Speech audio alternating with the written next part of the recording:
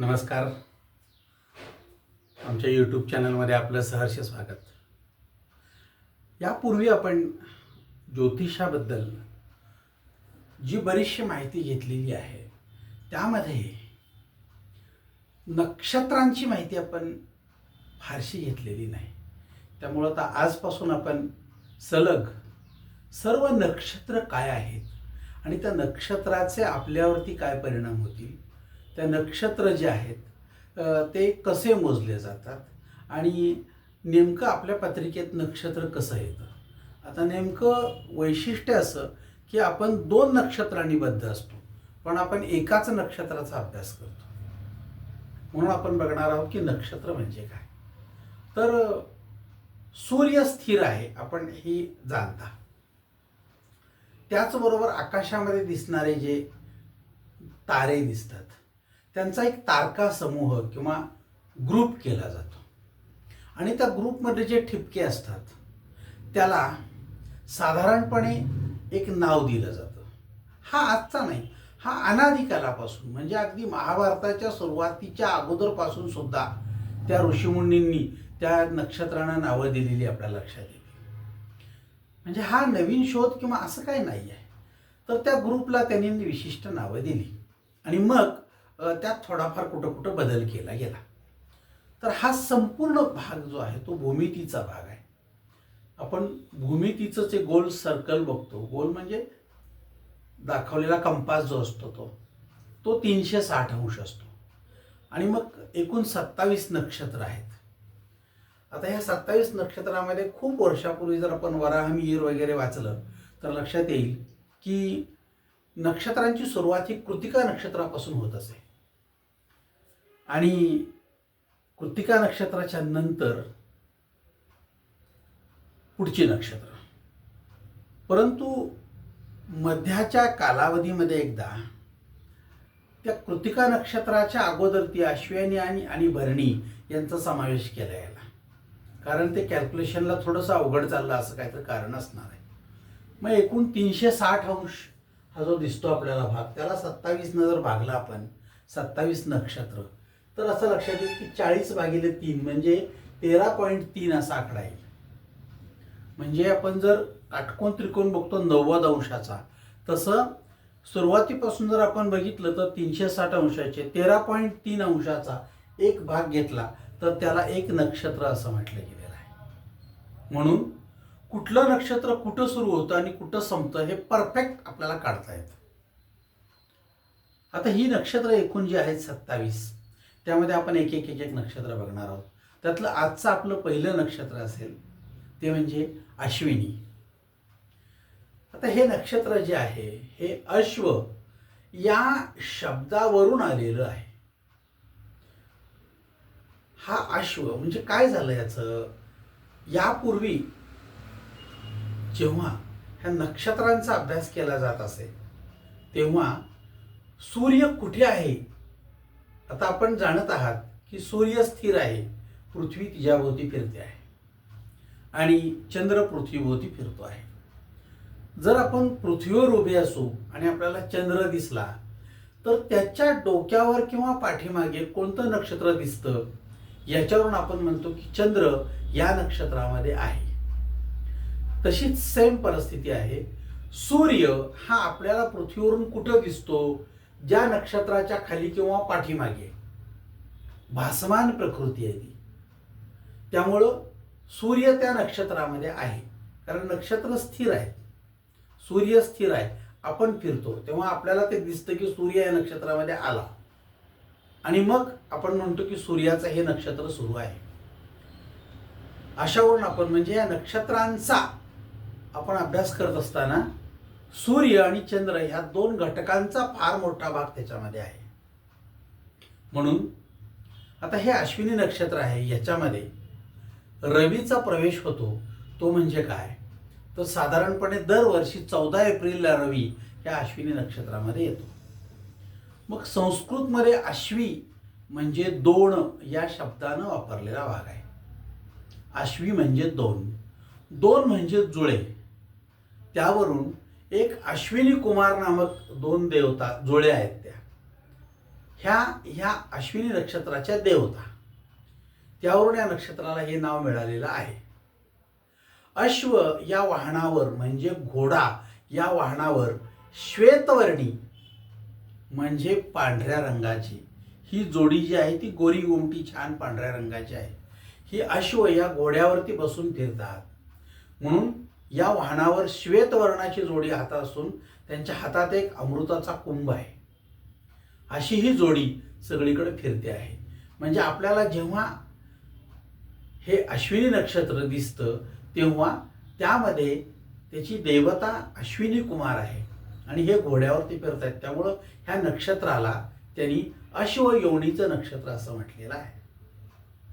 आता ह्या नक्षत्राचा आपल्याशी संपर्क काय, तर मागे अशी एक कथा आहे की काही देवांना देवतांना जेव्हा काही अडचणी येऊ लागल्या तेव्हा त्यांनी कुठल्या कुठल्या नक्षत्रांच्या उपासना केल्या, तेव्हा काही लोकांना कर्णविकार म्हणजे कानाचे विकार, काही लोकांना श्रवण दोष म्हणजे बोलण्याचे विकार जे होते ते कमी होण्यासाठी काही देवतांनी सुचवलं की या अश्विनी नक्षत्राची उपासना करा, तुमचा त्रास कमी होईल. आणि मग त्यांनी जेव्हा अश्विनी नक्षत्राची उपासना केली तेव्हा त्यांचे हे त्रास कमी झाले, असा एक इतिहासात दाखला आहे. आपण डॉक्टरांच्याकडे जातोच, परंतु नेहमी हेही करत असताना हा श्रद्धेचा भाग याला खर्च नाही आहे, म्हणून आपण तोही केला तर आपल्याला अधिक लवकर आराम मिळेल अशी धर्मशास्त्राची इच्छा आहे. त्यामुळे आपण तेही करावं. मग अश्विनी नक्षत्र जे आहे ते घोड्याच्या मुखाच्या आकृतीप्रमाणे दिसते. घोड्याच्या मुखाची आकृती जशी येते त्याप्रमाणे ते नक्षत्र दिसतं, त्यामुळे त्याला अश्वयोनीचं नक्षत्र असं म्हटलेलं आहे. आता हे नक्षत्र कोणाचं, या नक्षत्रात जन्मणारे लोक हे अतिशय हुशार आहेत. अतिशय हुशार लोकांचं हे नक्षत्र समजलं जातं. हे लोक भ्रमणप्रिय म्हणजे काय, यांना फिरायला फार आवडतं, अशा स्वरूपाचे हे लोक या नक्षत्रामध्ये जन्माला येतात. या लोकांना सततपणे मिरवण्याची, दागदागिने घालण्याची, चांगले चांगले कपडे घालण्याची, त्यानंतर ते घातल्यानंतर घरात बसायचं नाही, चार लोकांच्याकडे जायचं, ते मिरवायचं, त्यांना दाखवायचं, त्याच्यावर चर्चा करायची, या प्रकारची आवड या लोकांना असते. ह्या लोकांचा मूर्तीपूजेवर विश्वास फार कमी, पण माणुसकी यांच्यामध्ये जास्त, म्हणजे माणसाला जास्त प्राधान्य देतील, देवदेव कमी करतील. पण ह्या लोकांच्या अंगामध्ये कौशल्याची कामं करण्याची क्षमता फार आहे. ज्याला आपण म्हणतो की कला कौशल्य जे आहे ते ह्या लोकांच्याकडे सापडतं. मग ह्या लोकांना त्याच्यामुळे त्यामध्ये आनंद फार मिळतो. पण या लोकांचे वैशिष्ट्य आहे की ज्यांना जरी कला पुरस्कार असली तरी ह्या लोकांना त्याचा अभिमान आहे, गर्व नाही. मला हे येतं नाही, मला येतं, तुला मी शिकवतो, तू पण शिक असं म्हणतील, पण मला येतं मी कोणाला सांगणार नाही असा यांचा बाणा असत नाही. मग ह्यांची खासियत काय, तर ह्यांची प्रकृती मुळात जी आहे ती उष्ण आहे आणि ह्यांचा स्वभाव अतिचंचल आहे. म्हणजे आत्ता हो म्हणतील, 2 तासानंतर जर आपण विचारलं तर त्यांच्या या बोलण्यामध्ये किंवा विचारामध्ये बदल झाला असेल, नाही म्हणू शकतील. त्यामुळे ह्यांचा फायदा जर करायचा असेल किंवा बोलायचा असेल तर ताबडतोब ह्यांच्याशी निर्णय घेऊन आपलं काम करून घेणं हे शहाणपणाचं ठरतं. हे लोक जनप्रिय म्हणजे लोकसंग्रहाची आवड या लोकांना फार आहे. 4 लोकात जातील, 4 लोकांच्यावर बोलतील, आपले प्रश्न सोडवतील, त्यांचे प्रश्न सोडवतील. यांना स्थावर मालमत्तेबाबत सतत चिंता राहते. आपल्याला आहे ती स्थावर मालमत्ता टिकेल काय, वाढवता येईल काय, कमी करता येईल काय, अजून घेता येईल काय, याबाबत सतत चिंतन करत असताना यांचा विचार स्थावर मालमत्तेबाबतचा असतो. आणि ह्या लोकांना जरासं ज्याला आपण म्हणतो साहेबगिरी ती जास्त आवडते, म्हणजे नेतेगिरी करायला आवडतं. त्यामुळं असं म्हटलं जातं की इतरांवर अधिकार गाजवणं हे यांना आवडीचं वाटतं. प्रत्यक्षामध्ये आपला अधिकार नसतो, पण तो गाजवणं हे ह्यांना आवडीचं वाटतं. मग ह्या नक्षत्राचा जर आपण विचार केला तर हे नक्षत्र 1 नंबरचं नक्षत्र आहे. 1 नंबरचं म्हणजे जे 27 नक्षत्र आहेत त्यात पहिल्या नंबरचं हे नक्षत्र. आता हे जर अ व क ह डा या चक्रामध्ये बघितलं आपण तर त्या चक्रामध्ये आपल्याला असं दिसतं की हे नक्षत्र मेष राशीमध्ये आहे. मेष राशीमध्ये आहे. आता बऱ्याच वेळा लोकांना अशी सवय असते की एखाद्या राशीवरून माणसाचा स्वभाव कसा आहे. असं बोलता बोलता सहज लोक म्हणतात माझी रास अमकी आणि मला त्या अमक्या अमक्या राशीशी माझं पटत नाही. तो तमक्या राशीचा आहे त्यामुळं मला तो आवडतो, त्या अमक्या राशीचा आहे त्यामुळं मला त्यांचं म्हणणं पटतं. हे जे विधान केलं जातं हे विधान थोडंसं तपासायला हवं. कारण एखाद्या व्यक्तीचं एखाद्या राशीच्या व्यक्तीशी जमेल असं आपण म्हणतो, पण त्याच राशीची जर 2-3 लोक आली तर सगळ्यांशीच जमेल असं दिसत नाही. याचं कारण सांगतो. एका राशीमध्ये 2.25 नक्षत्र असतात. म्हणजे एक नक्षत्र जे आहे त्याचे जर आपण समान 4 भाग केले, याचं कारण असं की एक नक्षत्र सुमारे 24 तास इतकं असतं. मग या 24 तासाच्या नक्षत्राचा आपल्याला अभ्यास करताना नेमकं कुठं आहोत आपण हे जर अभ्यासायचं असेल तर नक्षत्राचे समान 4 भाग करायचे. मग सुमारे 24 तासाचे आपण जर 6 भाग केले तर 6 चोक 24, 6 6 6 6. मग ह्या प्रत्येक तासाला म्हणजे 6 तासाच्या ग्रुपला एक काय म्हणतो आपण नक्षत्राचा चरण. मग हा पहिला चरण, तो दुसरा चरण, तो तिसरा चरण, तो चौथा चरण असे. आता इथं बघितलं आपण हे अश्विनी नक्षत्र.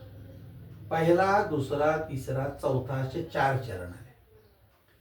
हे दुसरं, पहिला, दुसरा, तिसरा, चौथा असे 4 चरण. असे 4 चरण जे आहेत ते एका राशीमध्ये आपण घेतो. म्हणजे एक 6 तासाचा सुमारे एक चरण असतो, म्हणून आपण त्याचे 4 समान भाग केले. म्हणून ह्या नक्षत्राचे समान 4 भाग, ह्या नक्षत्राचे समान 4 भाग आणि पुढच्या नक्षत्राचा 1 भाग, असं एकूण हे 4 अधिक 4 8 अधिक 1 9 अशी मिळून एक रास तयार होते. आणि ह्या प्रत्येक राशीमध्ये सुमारे कोणतीही रास घेतली तर तिच्यात सुमारे 3 नक्षत्र येतात. मग ते काही नक्षत्रांचं प्रमाण थोडं पुढं मागं असेल, पण प्रत्येक राशीत 3 नक्षत्र.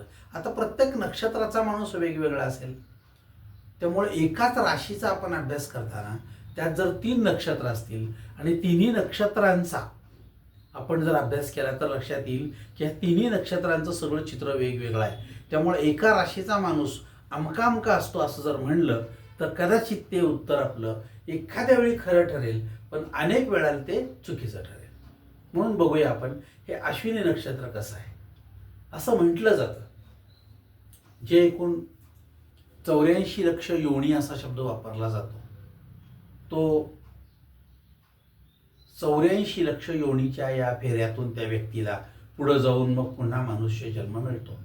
मग त्या 84 लक्ष योनीमध्ये काही जन्म माणसाचे आहेत, काही जन्म प्राण्यांचे आहेत, काही जन्म पशूंचे आहेत, काही जन्म जलचर म्हणजे जलात राहणाऱ्या प्राण्यांचे आहेत, काही वनचर म्हणजे वनात राहणाऱ्या प्राण्यांचे आहेत, काही वनात राहणारे प्राणी आणि काही प्राणीच आहेत पण ते समाजात राहणारे. म्हणजे उदाहरणार्थ बघा, गाय बैल म्हैस हे समाजातले प्राणी, पण वाघ हत्ती हे समाजातले नाहीत, हे जंगलातले, ज्याला वनचर अशा स्वरूपाचे आपले जन्म असतात. मग नेहमी असं म्हटलं जातं की प्रत्येक नक्षत्राचं एक साधारणपणे वैशिष्ट्य असं की कुठल्या नक्षत्राचा जन्म त्याच्या पूर्वीच्या जर कोणत्या प्रकारच्या एखाद्या जन्मातून आला असेल तर त्याच्यात ते गुण तसेच राहतात.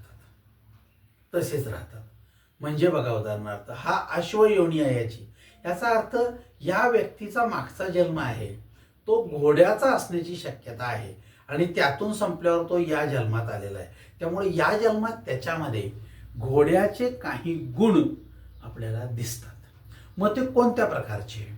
काही मनात म्हणजे काही त्याच्या जगण्यात, काही अंगात. आपण म्हणतो बघा लई मनात कपटी आहे पण हे कपट दाखवता येत नाही. अंगात लई खोड्या आहेत, ह्या खोड्या दाखवता येत नाहीत. ह्या खोड्या कुठं आहेत अंगात? अगदी सिटी स्कॅन केलं तर आपल्याला ह्या खोड्या दिसत नाहीत, कपट दिसत नाही, व्यक्तीचं वैर दिसत नाही, व्यक्तीचं इतरांच्या बद्दलचं मत कटू असेल, चांगला असेल, गोड असेल, प्रेमळ असेल दिसत नाही. ह्या सगळ्या गोष्टी आपल्याला जाणवतात आणि मग आपण त्याच्यावरती भाष्य करतो. त्यामुळे बघूया आपण हे अश्विनी नक्षत्र कसं आहे. हे अश्विनी नक्षत्र मेष राशीमधलं पहिलं नक्षत्र. ह्या नक्षत्राचं कसं आहे, हे आद्य नाडीचं नक्षत्र आहे. आद्य नाडी.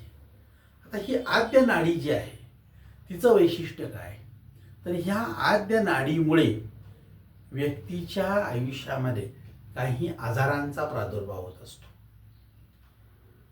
त्याचप्रमाणे अश्वयोनी म्हणजे ह्याच्यामध्ये अश्वयोनी याचा अर्थ असा की काही प्रश्न घोड्याचे आणि काही माणसाच्या अंगातले असे गुण आपल्याला दिसतात. मग आपण म्हणतो की अरे जे हे या माणसामध्ये आहेत का. एका माणसामध्ये नेहमी 2 प्रकारच्या जनावरांची गुणधर्म आपल्याला प्रकर्षानं दिसतात, प्रकर्षानं. त्यामुळे ज्योतिषशास्त्रामध्ये ज्या एकूण 14 योनी मान्य केलेल्या आहेत त्याच सगळ्याच्या सगळ्या योनी ज्या आहेत त्या सगळ्या इतर सर्व 84 लाख योनींचे प्रतिनिधित्व आहेत. म्हणजे भारताचे 11 खेळाडू जर खेळायला गेले तर ह्या देशामध्ये जी काही 35-36 राज्य आहेत त्या 11 खेळाडूंनी खेळल्यानंतर जर चांगलं खेळले नाहीत तर संपूर्ण भारत पराभवाच्या छायेत असतो. तसं आहे ते. 11 खेळाडूंचं खेळणं हे आपल्या दृष्टिकोनातून प्रतिनिधित्व सॅम्पल आहे. तसं ह्या 14 योनी ह्या सॅम्पल आहेत. आणि त्यामध्ये आपल्याला व्यक्तिमत्वामध्ये काही दोष आहेत का, हा माणूस असा का वागतो, ह्या सगळ्यांची उत्तरं आज जग सगळं शोधत आहे. पण ज्योतिषी कोणत्या मार्गाने शोधणार, तर तो त्या पत्रिकेतल्या योनी काय आहे याच्यावरून त्या माणसामध्ये त्याचे गुणधर्म काय आहेत. बघा तुम्ही, ज्या क्षेत्रातून माणूस रिटायर झाला आणि जर दुसरीकडे काम करू लागला तर त्याच्या अंगात त्या जुन्या कामाचेच गुण तसे राहतात, सेम, काही फरक पडणार नाही. मग का, तर आपल्याला ती सवय झालेली असते आणि त्या सवयीचा परिणाम तो पुढे जन्मतो. त्यामुळं हा जर विचार केला तर आपल्या लक्षात येईल की ही अश्वयोनी आद्य नाडीची आहे, ही अश्वयोनीची आहे. आता याच्यामध्ये गण आणि वृक्ष जर बघितलं तर ही देवगणाची आहे. साधारणपणे देवगणाच्या लोकांचं वैशिष्ट्य आहे, चेहऱ्यावरून आपल्याला हे लोक छान देवभोळे, ज्याला आपण म्हणतो की आपल्याला अंदाज करता येत नाही, चांगला असेल असं वाटतं. प्रत्यक्षामध्ये हे लोक तसे असत नाहीत आणि मग आपण फसल्याची भावना आपल्याला जास्त होते. त्यामुळे साधारण बघितलं तर लक्षात येतं की हा देवगणाचा. त्यानंतर हा कुचरा नावाचा एक वृक्ष आहे.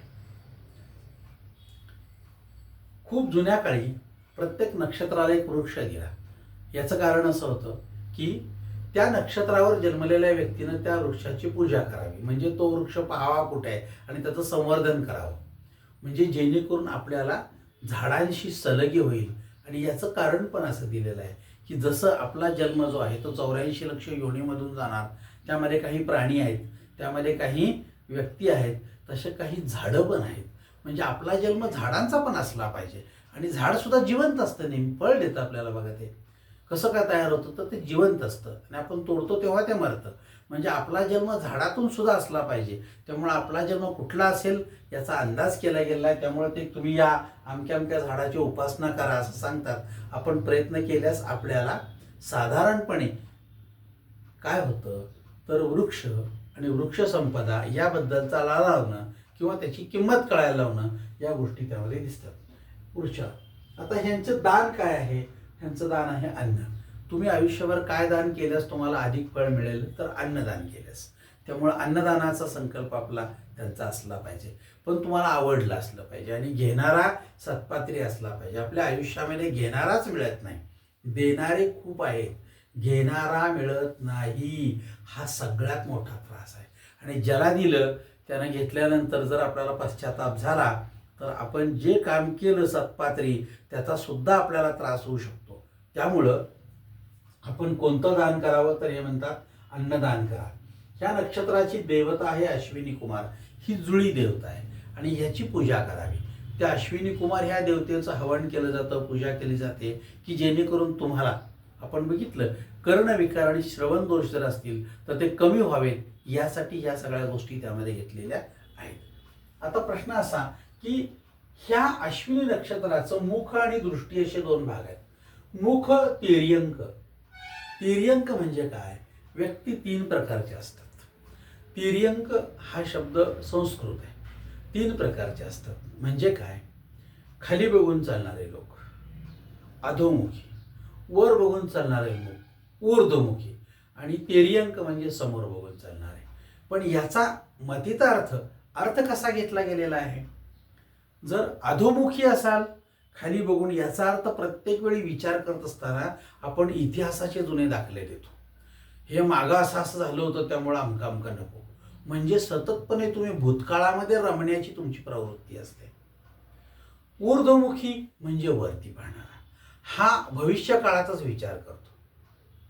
अगदी पाव किलो वांगी घ्यायची तरी सुद्धा आठवडाभर टिकतील काय, महिनाभर टिकतील काय, हा विचार त्याच्यामध्ये असतो. म्हणजे तो पुढचा विचार करतो फार. म्हणजे भविष्य काळाच्या विचारांचा फार विचार करणारा माणूस हा त्यात येतो. पण तिर्यंक म्हणजे वर्तमान काळात विचार करणारा. आत्ता चांगलं चाललंय ना, आज बरं आहे ना, बस फार विचार नको. मागचं काय असेल ते सोडून द्या, पुढचं काय असेल तर नंतर बघू. पण आज आपण काय करत आहोत ते वर्तमान काळाशी. त्यामुळे वर्तमान काळ हा जगण्याचा अतिशय चांगला मार्ग आहे. जे लोक भूतकाळात रमतात आणि जे लोक भविष्य काळात रमतात ते लोक वर्तमान काळ हिरावून घेतात. म्हणून मला असं वाटतं की तिर्यंक म्हणजे वर्तमान काळात जगणारे लोक हे या नक्षत्रावर जन्माला येतात आणि यांची दृष्टी मंद असते. मंद याचा अर्थ दृष्टी 4 प्रकारची आहे. नक्षत्रांना दृष्टी 4 प्रकारची आहे. मंद म्हणजे काही गोष्टी लवकर समजत नाहीत. एखादा विनोद झाला तर तो माणूस 10 मिनिटांनी हसतो, ह्याला आपण मंद बुद्धी असं म्हणतो. त्यानंतर या बुद्धींचे प्रकार जर बघितले आपण तर सुलोचन म्हणजे एकदम छान चाणाक्ष, लगेच त म्हणलं की ताक ओळखणारी माणसं, द म्हणलं की दूध, असे नवीन मन येणार आता हळूहळू, कळलं का. पण द म्हणलं की दही पण होतं हे कळ सांगितल्यावर त्याला रडायला येईल. त्यामुळं चाणाक्ष लोक, एखादी गोष्ट बोलल्या बोलल्या समजते, त्याला आपण म्हणतो की सुलोचनी. मंद तसे अंध पण आहेत, म्हणजे काही गोष्टी दिसतात परंतु त्याकडं पाहायचंच नाही, पाहायचं नाही. आपल्याकडं हा फार मोठा प्रकार तुम्हाला लक्षात येईल. त्या प्रत्येक कार्यालयात कुठेही जा, पैसे दिल्याशिवाय काम होत नाही. पण साहेब आपला आपल्या काहीतरी पुढे फाईल घेऊन बसतो, त्याला सगळं माहिती असतं, कोण काय करतंय काय नाही. अगदी CCTV बाहेर असतात, त्याचा कॅमेरा आत असतो म्हणजे आणि त्याच्या त्या स्क्रीनवर सगळं दिसत असतं, तरी पण हा बघत सुद्धा नाही. का तर त्याचा त्यात स्वार्थ असतो. मग हे अंधच, जन्मांध म्हणायचं डोळे असून सुद्धा. याची संख्या प्रचंड मोठी आहे, तुम्हाला रोज बघायला मिळेल.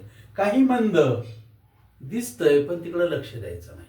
काही अंध, अंध म्हणजे कुठले तर ज्यांना बघायचीच इच्छा नाही, कारण त्यांचा त्यात स्वार्थ आहे. आणि अंध, मंद आणि सुलोचनी या प्रकारचे लोक आपण जर बघितले तर लक्षात येईल की हा जो प्रकार आहे तो मंद आहे. आणि शेवटचा एक त्याच्यामध्ये तो म्हणजे चिबीट. चिबीट म्हणजे जो कोण तर त्याला काळाप्रमाणे बदलायची सवय संधी असते, काळाप्रमाणे बदलायची. काळ बदलला की तो बदलतो. म्हणजे आत्ता तो मंद असेल, 5 मिनिटानं तो सुलोचनी होईल. म्हणजे काय बघा, आई नेहमी अशी असते बघा, मुली बाबतीत प्रॉम्प्ट असते 7च्या आत घरात, आणि मुलगा रात्री 2च्या आत घरात नाही आला तरी चालते आम्हाला. ही चिबीट असते. का हेच नियम मुलांना पण लाव ना, पण तिला लावत नाही. आणि व्हायचं तेच होतं, दणका द्यायची ती मुलगी देऊनच जाते. मग एवढं तुम्ही चिबीट राहून काय उपयोग तुमचा. मग त्याचा पश्चाताप होतो. मग आयुष्यभर ह्या सगळ्या गोष्टी मनाला त्रास देत बसतात. म्हणजे चिबीट हा जो प्रकार आहे तो तुम्हाला पाहिजे तसं हे करू शकता. मी चिबीटचं एक नेहमी उदाहरण देत असे की आम्ही शाळेत असताना आम्हाला एक शिक्षक होते, ते क्लास टीचर. त्यांचा पहिला तास असायचा आणि त्यांनी एक छडी आणलेली. उशिरा येणाऱ्या प्रत्येकाला 5 छड्या मारायचे. त्यांचा मुलगा आमच्या वर्गात होता, पण ते म्हणायचे जोपर्यंत माझा मुलगा येत नाही तोपर्यंत नियम लागू नाही. तो आला की इथून पुढे येणाऱ्या प्रत्येकाला 5 छड्या. म्हणजे त्यांचा स्वार्थ काय, चिबीट आहे. आपला पोरगा येत नाही तोपर्यंत तो नियम लागू नाही, आमचा मुलगा आला की आता इथून पुढे येणाऱ्या प्रत्येकाला 5 छड्या लागू असणार. हा चिबीटचा प्रकार हा सगळीकडे दिसतो आपल्याला.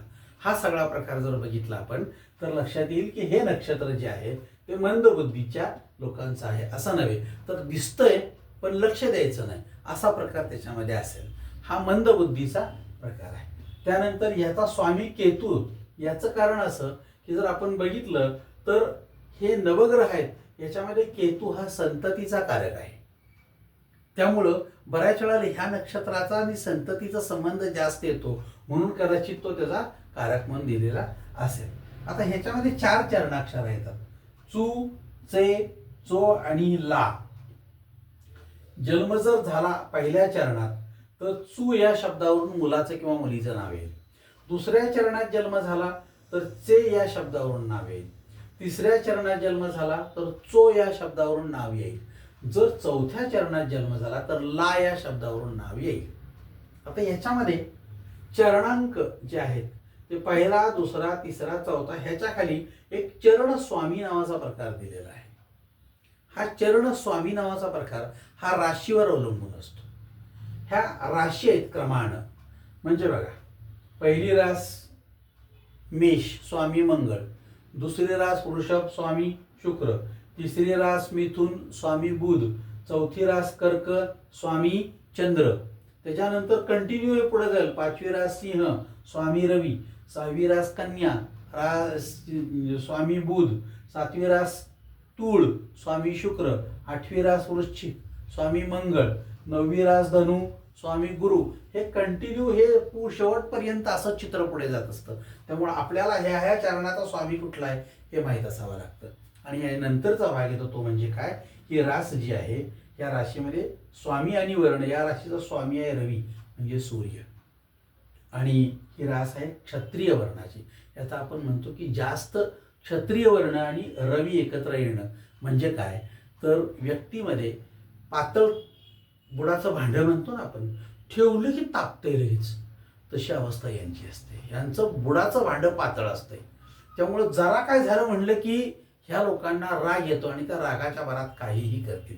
आपण जर गुन्हेगारांचा अभ्यास केला, गुन्हेगारांची मानसिकता तपासली, तर बहुतांश 40% जास्त गुन्हेगार हे या राशीमध्ये असतात. या राशीमध्ये असतात. राशीमध्ये, नक्षत्रामध्ये म्हणलेलो नाही मी, या राशीमध्ये असतात. ह्या 3 राशी आहेत एक प्रकारच्या की ज्या रवी म्हणजे सूर्याच्या आणि क्षत्रिय वर्णाच्या अंमलाखाली येतात. हा जर प्रकार बघितला तर लक्षात यायला पाहिजे आपल्याला की वनचर स्वरूपाची राशी आहे. म्हणजे वश्य कायचं वनचर, या लोकांना वनात राहणाऱ्या लोकांच्या बद्दल जास्त जिव्हाळा किंवा संपर्क असतो.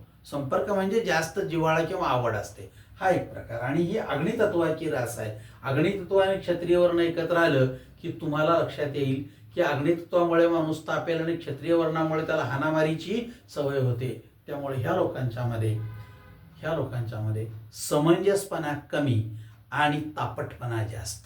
आज प्रत्येक घरामध्ये या स्वरूपाची जी मुलं आहेत त्यांचा पालकांना एवढा त्रास होतोय. जर समजा चुकून रास आणि नक्षत्र हे आपण तपासत असताना जन्मकुंडलीमध्ये रास हीच आहे, नक्षत्र हे आहे, पण लग्न कुंडलीमध्ये पण हेच झालं असेल तर मग मात्र ते पोर कोणाला ऐकणार नाही, कारण त्यात पण पुन्हा क्षत्रिय वर्ण येतो. त्यामुळे लग्न कुंडली जी आहे ती जी आहे ती रवीवरून येते. त्यामुळे ते गुण अंगात येतात आणि हे गुण जे आहे चंद्रकुंडलीमुळे मनात येतात. म्हणजे माणसाच्या व्यक्तीत म्हणजे दिसतात ते आपल्याला व्यक्तिमत्वामध्ये. त्यामुळे ह्या दोन्ही गोष्टींचा अभ्यास व्हायला आपल्याला मदत होईल. प्रयत्न करा. ही अश्विनी नक्षत्राची माहिती आपल्याला कशी वाटते बघा, प्रयत्न करा. अश्विनी नक्षत्र खूप चांगलं आहे, पण ज्यांचं असेल त्यांना ह्या सगळ्या गोष्टीला सामोरं जावं लागतं. त्यानंतर बघूया आपण पुढचं नक्षत्र. याप्रमाणे आपण सलग 27 नक्षत्र बघणार आहोत.